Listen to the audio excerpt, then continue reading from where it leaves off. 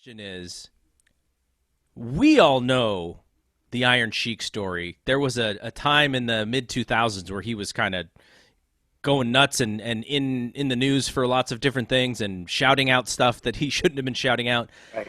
And so when you get asked to write this book, like, do they not know that like this story is going on, or did they expect you to write like a really? I think WWE went through a philosophy change in the course of me writing the first version of the book. Now realize I wrote Superstar Billy Graham's book, as we mentioned earlier, and he talks about steroids. And I wrote Freddie Blassie's book, and he talks about all his sexual escapades and cheating on his wife.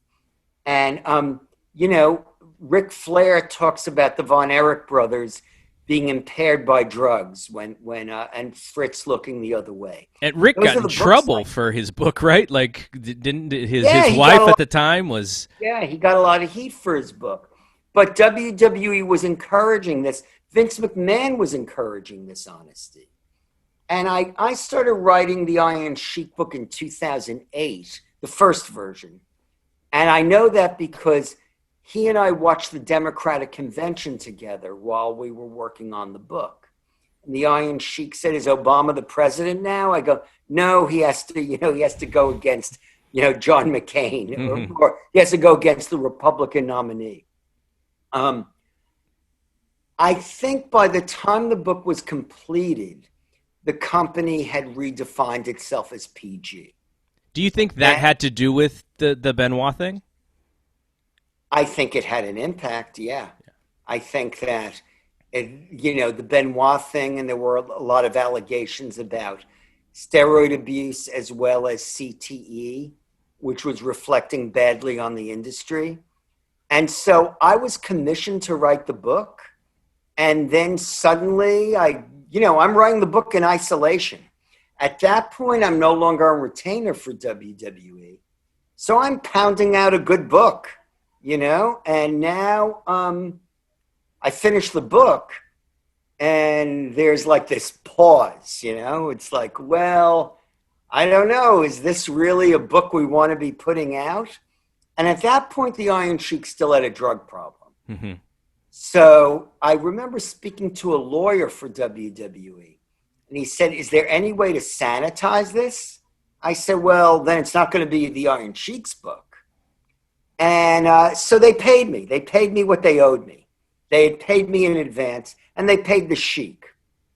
And we were both disappointed. And we knew we were already friends before the book started.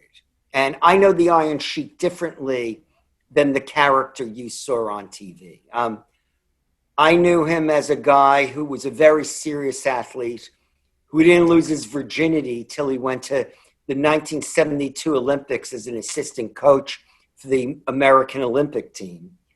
I knew his kids.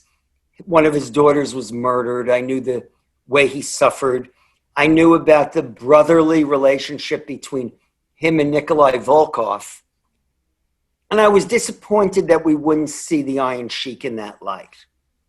And then I wrote a story about the Iron Sheik after he kicked drugs for Playboy magazine.